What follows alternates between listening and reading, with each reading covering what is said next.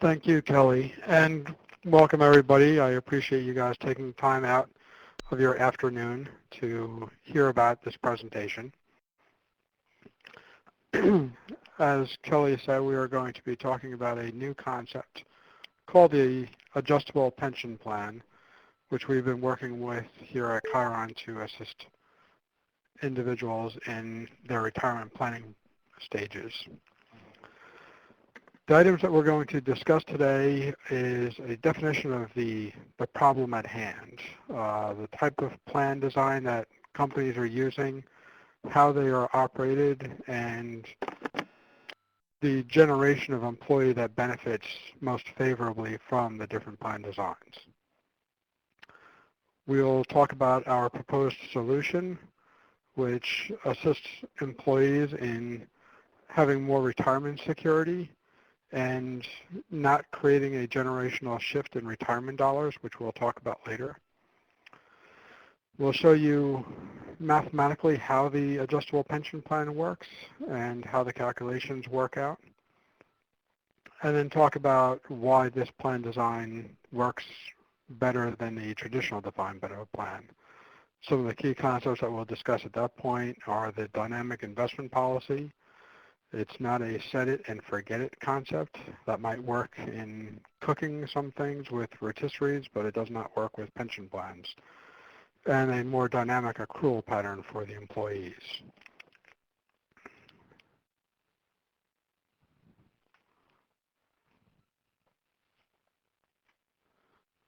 So the inherent problem that we see in talking to individuals and plan sponsors is what happens when you switch from a defined benefit plan, a DB plan, to a defined contribution plan or 401k type plan. And the reason why employers are wanting to switch is because they want cost stability. Employers want to know what their financial obligation is each year, and they want that number to be relatively stable each year. The volatility that occurs in either the funding amounts or the financial statements is getting to be too burdensome for the finance group at most organizations, and that's causing them to change their plan from the traditional DB plan to something that is more cost stable. Currently, the only thing that is more cost stable is a defined contribution plan. The Pension Protection Act that was passed in 2006, it simply added more volatility to the problem instead of reducing the volatility, and that has driven even more plan sponsors to look for a change. The key item that we found is when an employer makes this type of a change from a defined benefit plan to a defined contribution plan, they are moving the retirement dollar expenditure from benefiting your management employees and long-term, long-service employees to new hires, people who are just joining the organization out of college. And that is sometimes an unforeseen event, and they are not knowingly making this change, but they're also not being shown that that is the case.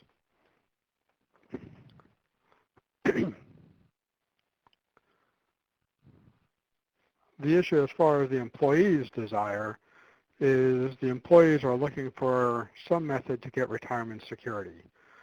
Most employees, when they near retirement, they have an idea about what their retirement expenditure is going to be, and they would like to have a plan that they can match up with that. So if they have fixed expenses each month, if they have a fixed income each month coming in with Social Security and a pension plan, they know whether they can retire or not.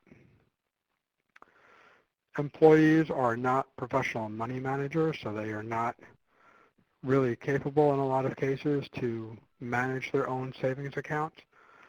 So a defined benefit plan does all of the investments for them, and they don't need to worry about it. By having a larger asset pool, the investment expenses are generally less with a defined benefit plan, and there is no chance of outliving your income source. So you're going to get a check every single month for the rest of your life, and you don't have to worry about the possibility of living too long and running out of assets. If you are in a mid-career position or management or the longer service people, what we see is that those people are going to be impacted far greater if there is a change. And what happens is a defined benefit plan really favors long service older workers. It is backloaded in its accrual nature. And therefore you have this situation where people have worked for an organization getting the low benefit accruals in a defined benefit plan, knowing that they're going to get the higher accruals later in their career, and the company changes the plan design on them, and then they get the worst of both sets of accruals, so they get hurt the worst. And recently we've seen a lot of studies out there by various organizations, including some national resources down in DC, that have shown that employees are looking for more retirement security and would be willing to trade salaries for that retirement security. So at this point, we're going to take a couple of polls just so I can get an idea of the people that are on the phone, and I can best guide my discussions for this particular plan design. So the first poll that we're going to take is getting an idea of, based on the people that are in this on the call, what types of plans do you offer your employees? Do you currently have an open defined benefit plan where everybody participates? Did you have a defined benefit plan that you closed off and now you have a 401k plan, which is the running majority right now? DC only, or maybe even both a DC and a DB plan?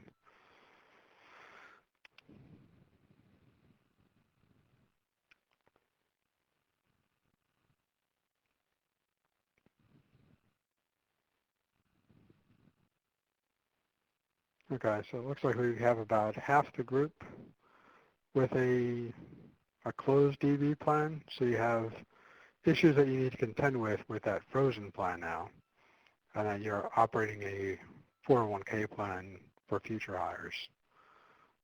Interestingly, the next runner-up is both a DC and a DB plan. Okay. So the next that we're going to take a look at is, are you considering any current changes to your retirement program?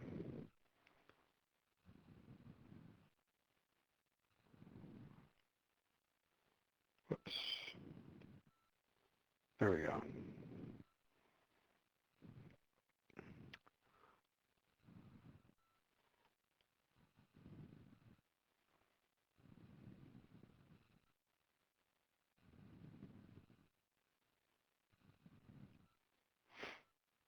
All right, so right now we've got about 50-50 on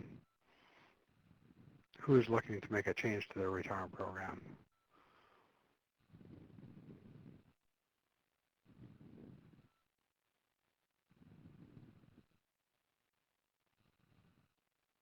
Okay. And the third question we're going to ask is looking at what issues most concern you in regards to your program. Is it the financial volatility of the program, trying to attract and retain talent, providing secure benefits to your employees, or for those that are not looking to make any changes, it would be not applicable or no vote?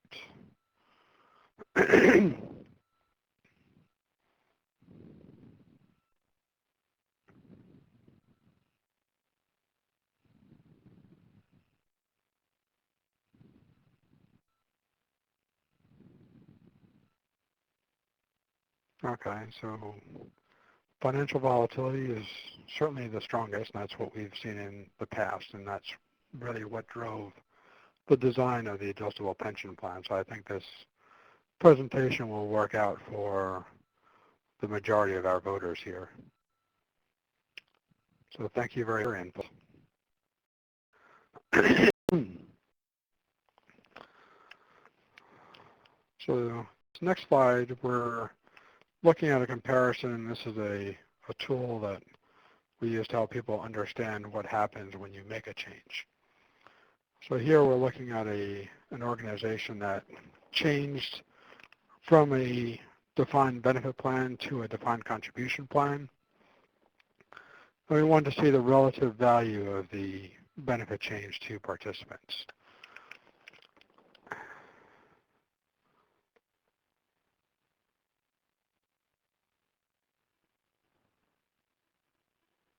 So you can see in the lower part of the chart where it's dark green, those people are either at or near retirement, so they're virtually unaffected. And as we move to the younger and shorter service ages, the cells turn from green to yellow to red and orange, and that means the benefit ratios are getting worse.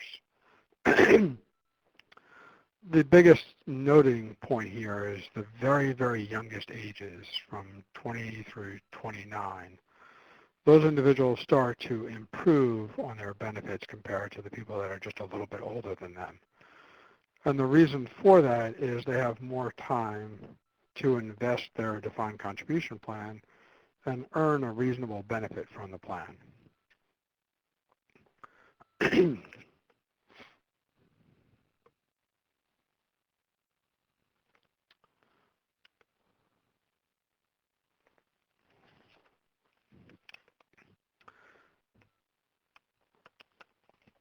Now, I'm sure most of you know how defined contribution plans work, but we'll go over it quickly just to make sure that everybody on the phone knows what we're talking about here. But in a defined contribution plan, each year your account is credited with an amount. And if we assume that this amount is going to be 6% of pay, and you're currently earning $100,000 a year in salary, you would receive a $6,000 credit to your account. And that is a one-time annual payment, and each year you get a percentage of that particular year's pay.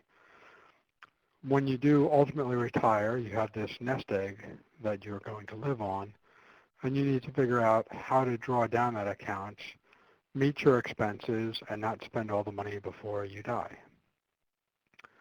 So the questions that are needing to be answered for the retirees are, how much do you need to retire?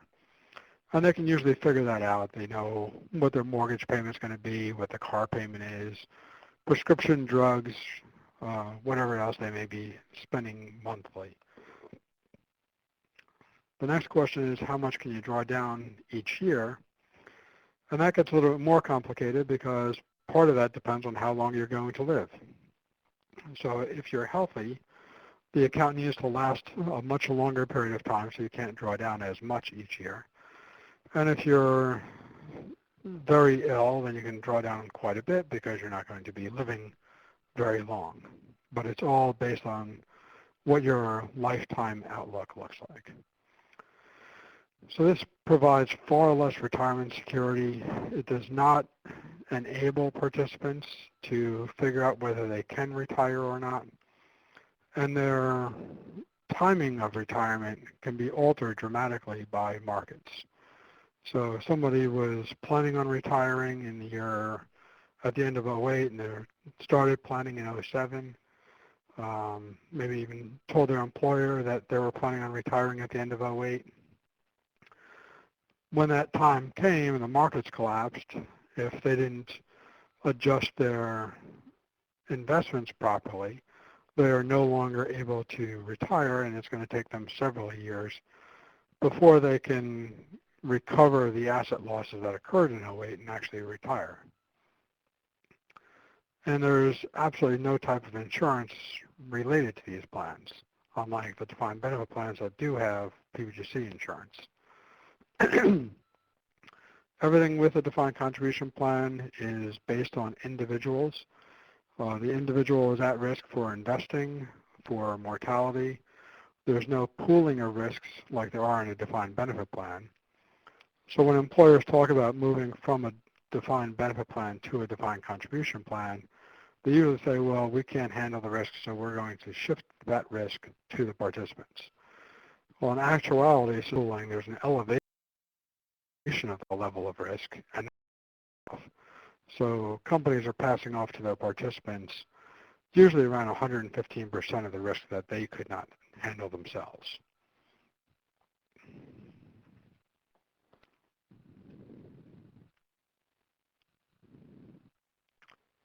Now with a defined benefit plan, we're going to use some of the same concepts, but here we look at a benefit accrual rate of 1% instead of 6%. And the same $100,000 of pay, you get an annual benefit of $1,000. And some participants look at this and say, well, the 6% is a much better number than the 1%. But the 1% number is going to be paid every single year for as long as you live. So depending on how old you are currently and when you actually retire, this will pay off a lot more than just $6,000. The amount is typically paid at retirement, which is we look at as age 65. We don't typically build in a lot of early retirement subsidy in this plan because this is considered to be a retirement plan. And a lot of plans get into trouble with the early retirement subsidies because it's an event that takes place in a pension plan that the employer has little control over and can come back and hurt the plan at the worst conceivable time. This plan does pay a check every single month for life, so you don't have to worry about running out of money. All of the assets are professionally managed, so you have a pooled group of assets, which typically will result in better overall yields and lower expenses. You don't need to worry about the market volatility when you're planning on retiring because the plan is guaranteed to pay out the level of benefits that have been promised. And all the benefits are guaranteed by the PBGC, or at least up to the limits that the PBGC does guarantee to. And there are technical issues with how much they do guarantee. But because the plan is developed using very conservative assumptions for both interest and mortality and not using a lot of subsidized benefits, which can cause anti-selection in the plan, these plans will typically stay very well funded and pay off the full level of benefit.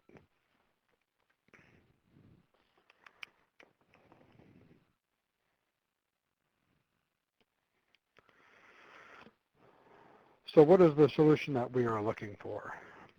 We want a plan that provides a stable cost to the employer, which from our survey results, we saw that that's the number one concern for the people who responded to the survey.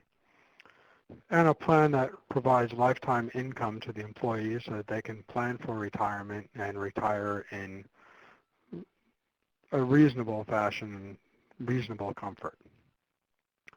So we address the fact that employees are looking for retirement security and employers are looking for a cost that they can budget annually and doesn't float from year to year and get extremely volatile. Now, the problems that we faced in developing this plan were the Pension Protection Act changes back in 2006. So the Pension Protection Act now requires single employer corporate plans to change the interest rate environment every single year. So if it wasn't bad enough that the costs were volatile when we had stable interest rates and a stable mortality table, now those change each year and that causes more volatility and more pain to the plan sponsors. Now, getting into a little bit of actuarial speak, but trying to keep this relatively basic. The cost of a pension plan is based on two very key components. The first of which is normal cost, and the normal cost is the value of a participant's benefit accrual during the year. So as we saw on that slide before, 1% of $100,000 is $1,000. And that $1,000 is going to be paid every year for life at some point in the future when the individual retires. So the present value of that is the normal cost, just that $1,000. The unfunded liability is all of the past accruals that have been accumulated over the plan's lifetime compared to the assets, which are the running total of contributions made into the plan and investment earnings on those assets. Any unfunded liability that exists in the plan needs to be amortized over 7 years. So our total cost each year is the value of the benefit accrual plus a 7-year amortization of any unfunded liabilities that exist here. Now, knowing that those are our two key cost components, how do we go ahead and stabilize the cost and make sure that the employer can budget their annual expense if we now know that the valuations are inherently volatile? Well, this comes down to a couple of key components, and the first one is the ability to adjust future accrual rates. So instead of having the accrual rate being fixed as 1% of pay or 1.5% of pay, whatever the number might be, which is the more traditional outlook, we have a floating rate. So it might be 1% this year, it might be 1.25% next year, and it might be 0.9% the next year. And the adjustment occurs based on the funded status of the plan, so that if the overall costs of the plan increase, so the normal cost plus amortization of the unfunded liability, if that's higher than what we expected, then we're going to lower the benefit accrual rate, which lowers the normal cost, which is one of the two key components of cost, and that will get us back down to our expected cost level and keep the cost stable over time. If the cost of the plan decrease, then we can raise the accruals to increase the normal cost and again keep the cost of the plan stable over time. So in bad years where costs are high, we lower the accruals, but in better times when the costs are low, we can increase the benefits. And over time, we can get a decent benefit to the participants. And the idea being is in a defined contribution plan, all of this risk is already passed on to the participants. Here we can keep that risk in a pooled environment, still keep most of the dollars going towards the older workers, so having people grow into the benefit and attract and retain the talent, and still keep the cost stable to the employer from year to year.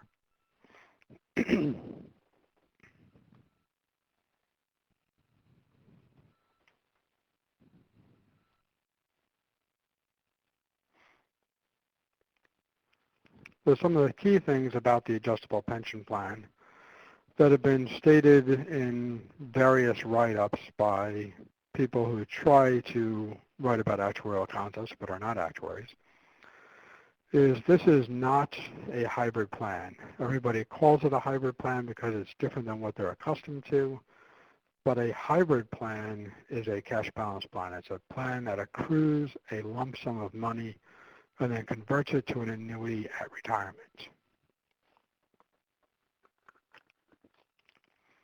This plan is accruing benefits as an annuity.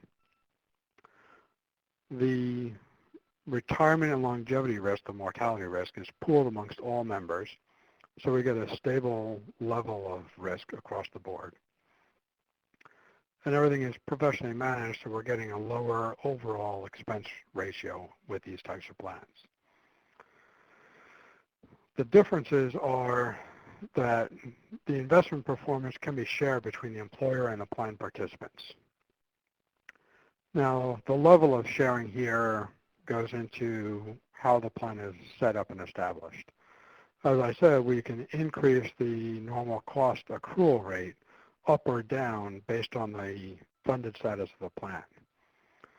Well, if we want to have a sharing policy, what you would do is set a ceiling on how high the accrual can get and a floor on how low the accrual can get. So if things got really, really bad, you could, but you don't have to, set a floor on how low the accrual can go. And that will allow the benefit to drop to a certain level, and if it drops below, or if the math works out so you would drop the benefit below that level, it's actually a cash call to the employer. However, you can set up a reserve account during the good times so that if interest rates increase or the funded status of the plan improves dramatically, you can take some of that surplus and put it off to the side in the event that you do have a downward drop later on, and then you can use it to offset any cash call to the employer. So you can do a risk sharing or you can do a full risk transfer. But the key idea here is we are transferring the risk the employer has to the employee, and we are not elevating that risk in any way. And that's one of the key concepts here. The investment strategy is much less risky than a traditional defined benefit plan, and we typically utilize some form of LDI strategy, and that's a liability-driven investment strategy. And what that means is the liabilities in the plan act very much like bonds do in the investment world. And if you can set up a bond portfolio that mimics the liability in the pension plan, then as interest rates float up and down, the assets will track the liability and keep the funded status relatively stable over time so that we can balance out and keep this plan at a very, very stable cost level each and every year. At retirement, any benefits that are payable by the adjustable pension plan are immunized. And the reason for doing that is we do not feel that it's appropriate to take equity risk with retiree assets. And I'm going to kind of fast forward at this point. I got a slide later on that I talk about this, but I think it's better to talk about it now. If you look at the steel industry or the auto industry that's been around for many, many years, their retirement plans are what we consider to be very, very mature. But they still have their investments for their retirement program, something in the neighborhood of like 65% equity and 35% fixed income. But they have like 9 retirees for every 1 active. So there's one plan that I looked at years ago. They had 90,000 retirees and 10,000 actives, and their pension assets were invested 75% equity. When 2001 and 2 came along and the equity markets dropped, the company went bankrupt because of the pension plan. And what happened was this company didn't realize they were really an insurance company at that point, and they were running their balance sheet like a regular corporation would. But when you have that much retiree liability that you as an organization are responsible for, you need to have what we call a more dynamic investment policy to address that. And we do that by monitoring how much retiree liability that you have and ensuring that we don't take any undue risk with the assets that are needed to support that particular piece of liability.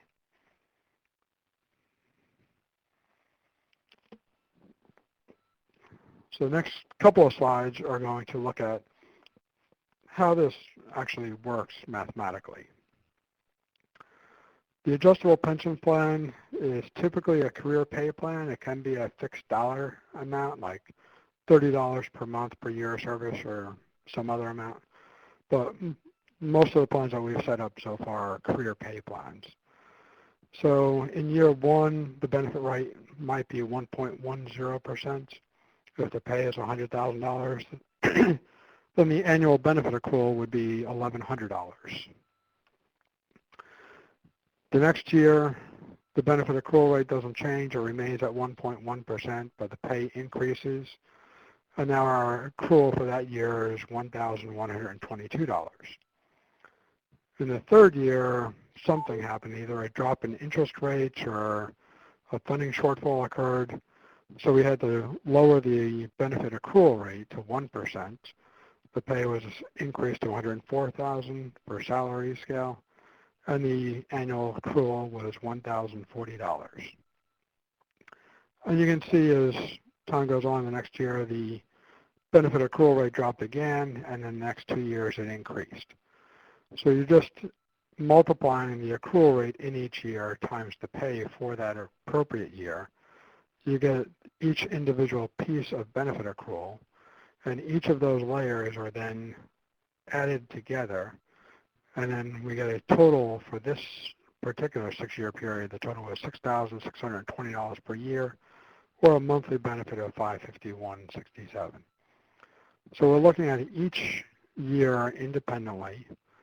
We're summing all the benefit accruals for each year that they were earned, and we don't have to deal with any final average pay calculations or anything like that, which adds a lot of inflationary risk to the pension plan.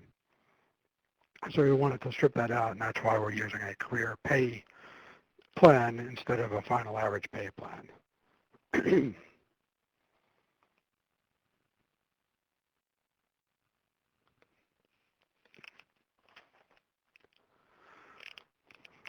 So let's consider a sample plan where after we ran the valuation, we determined that the normal cost or the value of benefit accruals for the year was $5 million.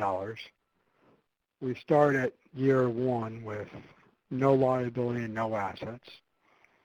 So the employer has agreed to contribute $5 million. The normal cost was $5 million, so we contributed exactly what was needed. But in each of the future years, we're earning 0%. So our assets are just the sum of the $5 million contribution. As you can see in very short order, after 4 years, we have a $2.5 million shortfall. So our $5 million contribution is not sufficient to pay for the normal cost accrual and the unfunded liability. So the employer in this case would need to put in more money because the benefits are not adjusting.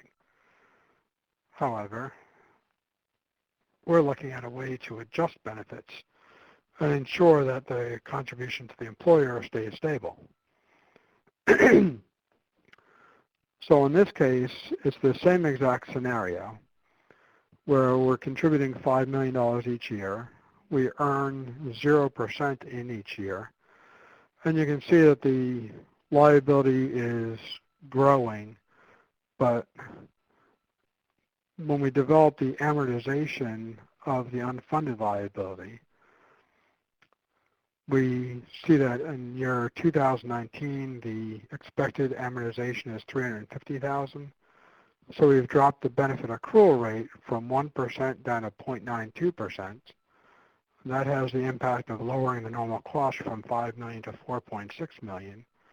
So the $5 million contribution is sufficient to pay for the $4.6 million normal cost, plus the $352,000 amortization, which gets you $4,952,000.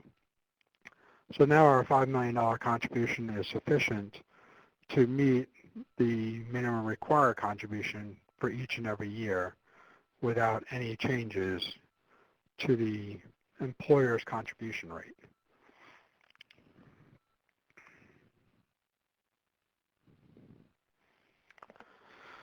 Now, similarly, if the plan were to earn 7%, then we would see that the assets are growing and there's an excess asset here. In 2019, the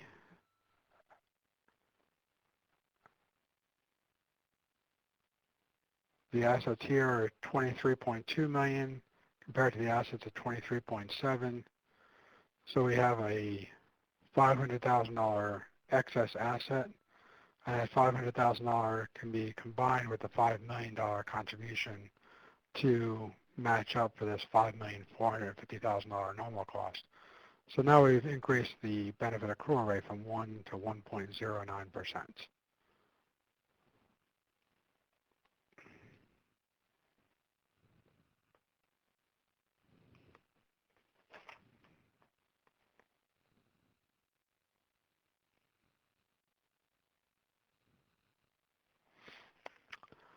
So again, the idea of the app when we were designing this was to try to find a way to share the financial risk of the pension plan, or at least pass it off to the employees in a more equitable fashion.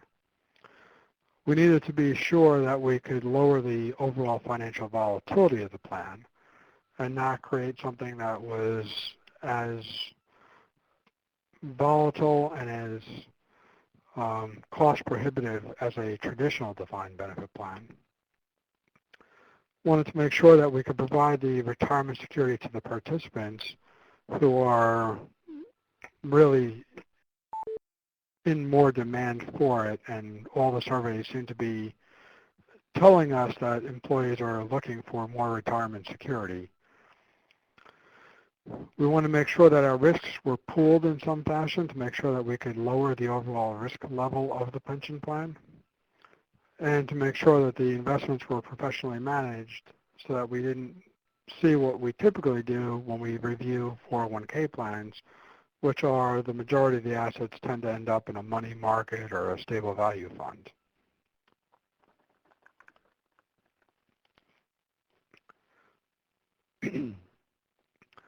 Some of the other benefits that we noticed when we were going through this design was stopping the generational shift of dollars from the older workers to the younger workers, and setting up a dynamic asset allocation policy is a tremendous benefit. If most employers had just done that, in some fashion immunized their retiree liability with their traditional DB plans, they would not have been hurt nearly as bad in the 2008 market collapse, or even the ones back in 2001, 2002.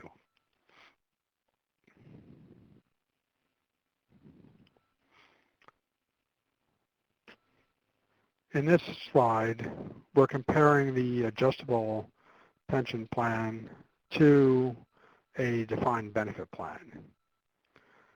And what we see is while the adjustable pension plan is lowering the overall benefit to the participants, the reason for that is they're taking on a fair amount of the risk, and we're pricing these benefits at very conservative assumptions in the hopes that the investments will outperform the liability and therefore will give positive adjustments in the future, but only at such time that the plan can actually afford it.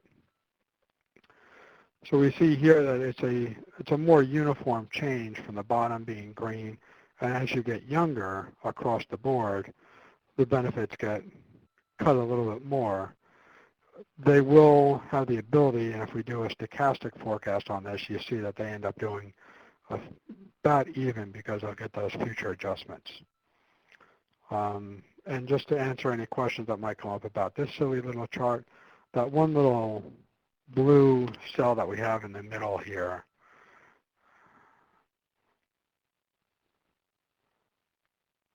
can't get my pointer. But the little blue cell that's right in the middle, there's one individual that was in this plan that's very highly compensated and was causing all kinds of weird oddities in our analysis. So I really probably should have pulled him out.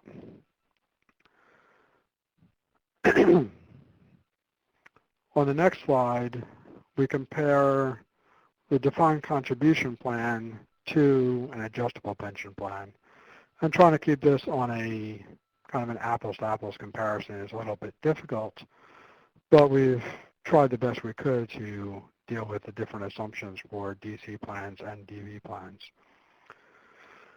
The key concept here, though, is the only place where the defined contribution plan outperformed the adjustable pension plan was on the very, very young individuals, and that's because of that generational shift of dollars. The people in the defined contribution plan have the ability to have compounding interest for a longer period of time if they get the money at very young ages.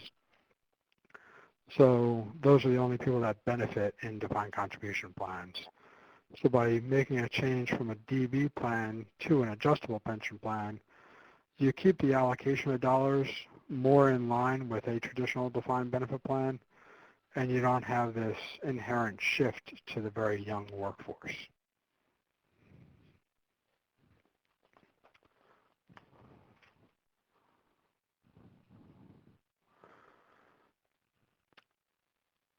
Now, before we really get too much more involved with the following few slides, which get into some of the risk components, does anyone have any questions that we should take at this point? Rich, we do have a couple that have come through.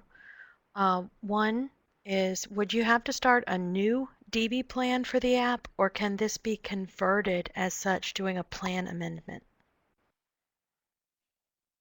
It's really, it gets a little bit tricky in doing it with a plan amendment, but it can be done. The issue is you have to figure out how to deal with the current funded status of your existing plan. So we've seen it done both ways. You just have to be a little bit careful in the language considerations if you're going to try to incorporate this into an existing plan. Okay, thank you. And another question, has this plan design been approved by the IRS? Yes, we do have approval from the IRS, so they did get a determination letter, a favorable determination letter to make it a tax-exempt pension plan. And we currently work on 2 plans in the New York area that have had their letters received.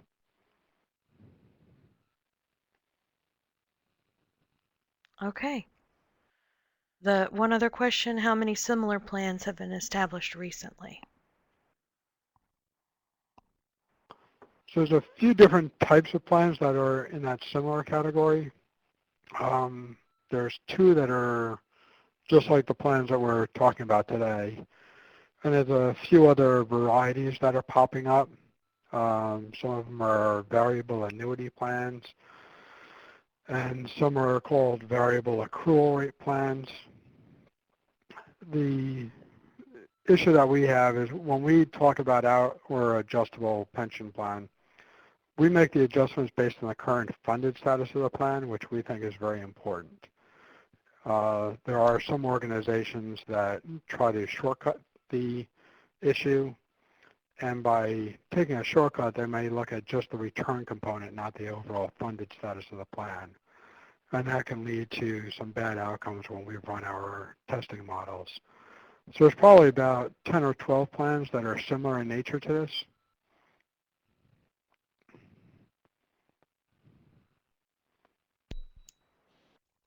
Okay, great. It looks like that's all the questions we have for right now. If you want to just keep on going, we'll Sure. be sure to answer any other questions as they come in, or maybe at the end of the webinar. All right. So when we look at defined benefit plans, one of the things that caused them to get into a lot of trouble in the past was taking contribution holidays. So in the 80s and early part of the 90s, the equity markets were doing very well. Plans got very funded. They were able to take a contribution holiday and not make any contributions to the plan, and the investment returns paid for all of the benefits. Then when ultimately the markets crashed and came back to more normative levels or even well below normative levels, the surplus disappeared overnight, causing large cash calls to be made on behalf of the plans. Defined contribution plans do not take a cash contribution holiday. They make a contribution each and every year. Our feeling is that that's the way defined benefit plans should operate, and then good or bad market performance should be managed accordingly. And if you're not taking risk with retirees for the mature plans, you can manage your overall level of risk fairly easily. But when you do take these contribution holidays, it can lead to one massive downfall in pension plans, which is negative cash flow. That's our second sub-bullet on this particular slide. The next couple of slides will highlight why we think the negative cash flow is such a big impediment to pension plans. So on this slide, we have a net zero cash flow. So our cash flow here is zero, and that means Whatever contributions coming into the plan are being used to pay off administrative expenses and benefit payments. So the cash coming in is equal to the cash flowing out. So we just have our investments. If over a period of 10 years you earn either 8%, as we show in the gray area, each and every year, or you have a volatile set of returns, which are shown in the pink area, which are negative for the first few years, then they turn positive, but on average they're 8%. At the beginning and the end of the period, you have the same asset value, although you got there from two very, very different paths. The negative cash flow is on the next slide, where we show that our cash going out the door to pay off administrative expenses and benefit payments is more than the contributions that are coming into the plan. And therefore, the plan is required to liquidate assets in order to make good on the payments that are being made. The two returns that we have in the gray and the pink area are exactly the same as the prior slide, and they averaged 8% over the 10-year period. However, the actual return for the volatile set of returns is about 4.2%, because when the good years came later in the process, there were fewer assets because the assets dropped with the negative returns.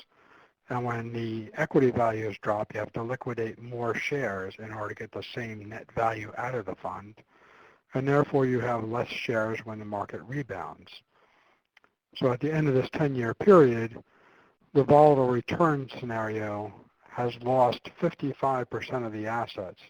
And now our asset level is 45% of the non-volatile asset return scenario. So the negative cash flow makes a huge difference. And the negative cash flow is driven by the retirees because those are the ones who are receiving benefit payments each year.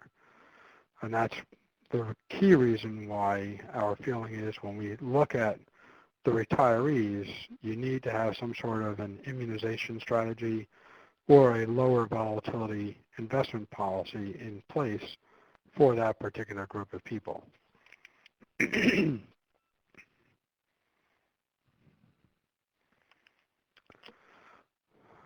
But of course, most plans, typically when they look at their investments, they are being told that they should be invested 65% equity and 35% debt. And they're looking at this solely on a return basis and not as a surplus management vehicle. The liability, however, resembles a fixed income debt. So as plans get more mature, they should have a shift from this old 65-35 position to 100% debt for retirees or pretty close to it, and still 65 or maybe even 70% equity for just the assets that are supporting the actives. And then over time, you end up having a shift away from this old policy to something that's more dynamic and more aligned with what it is that you're trying to invest for.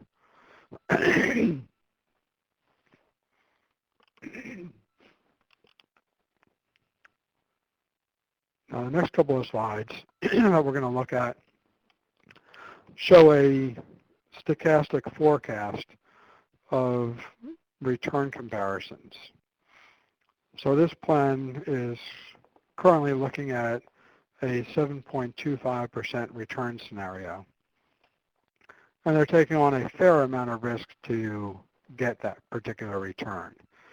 And because of that risk, you can see that as time goes on from left to right, we started this particular run in 2013, and then each year going to the future, like we get to 2025, 26, there is a very, very large swing on where we think the actual contribution is going to end up. So what these bars represent is the 90th percentile of the expectation for what the contribution will be in any given year. And it's also sometimes referred to as the funnel of doubt because the longer you go out into history or the future, I mean, the wider the uncertainty gets and the more volatile the funding results get. However, if we were to tighten down the bars and say, okay, well, we only want to shoot for a 6% return.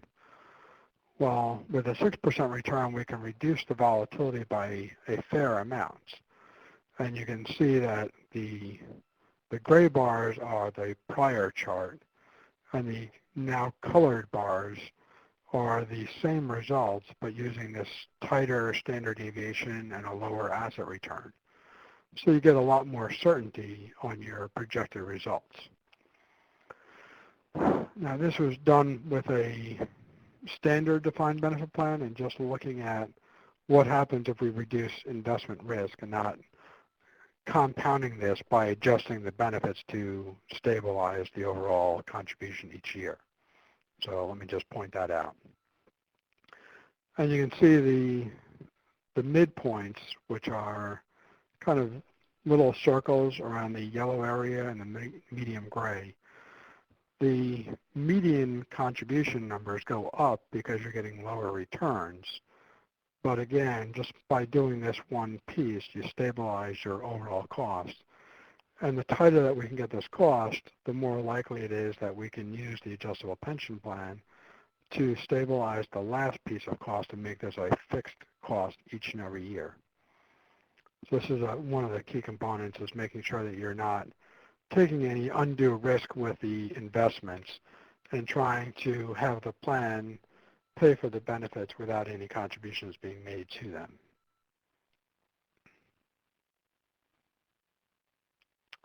And we've talked about the maturity risk.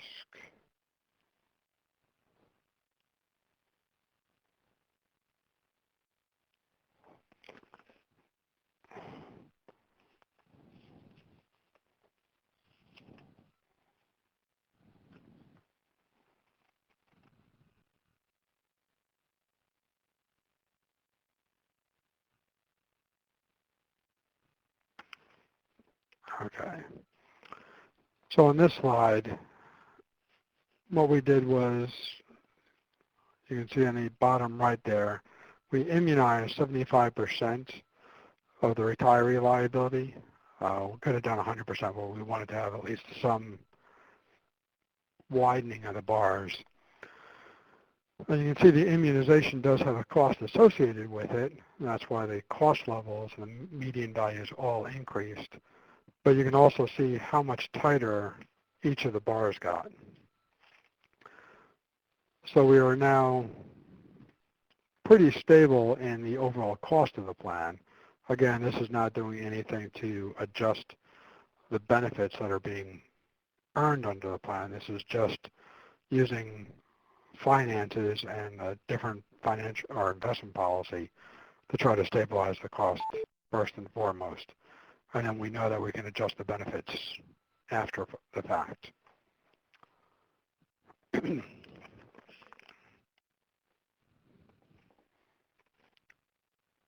we got a couple of minutes left.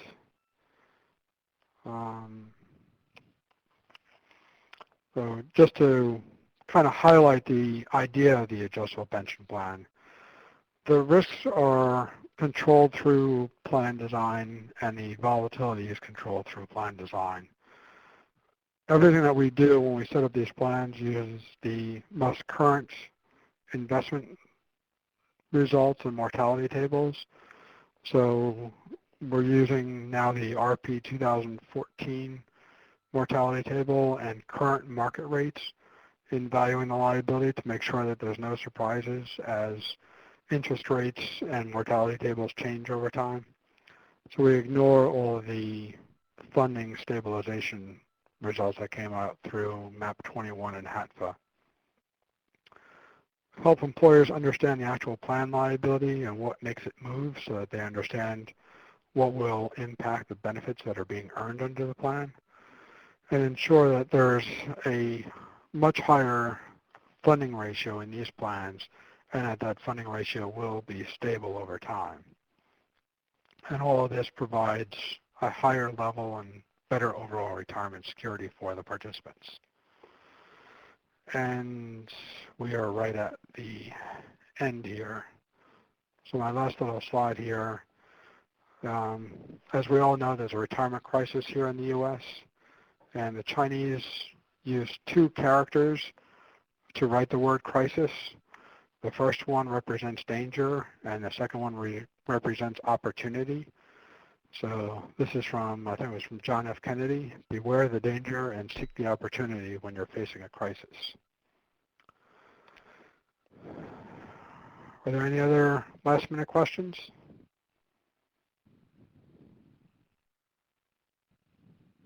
I don't see any other questions coming in just yet.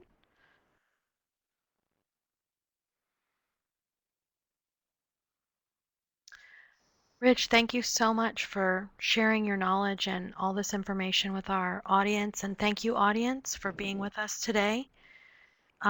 We hope that you will join us again at another webinar or at one of our conferences coming up later this year, the Midsize Retirement and Healthcare Plan Management Conferences. We will be in touch within the next day or two with your continuing education information and also with Rich's contact information in case you'd like to reach out to him, and he will also be sending you a copy of the slides. I hope everybody has a great afternoon, and please take a moment to fill out our brief 5-question evaluation that's going to pop up right when we end this webinar. Thanks again.